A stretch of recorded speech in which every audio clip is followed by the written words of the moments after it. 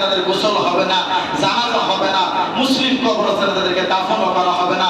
খণ্ড নম্বর 8 ফতোয়া নম্বর 1341 পৃষ্ঠা নম্বর 111 তে শাহেদ বিন বাজ রাহমাতুল্লাহ আলাইহি কথা মত দিয়েছেন, কোন জাদুঘর মারা গেলে জানাজা হবে না।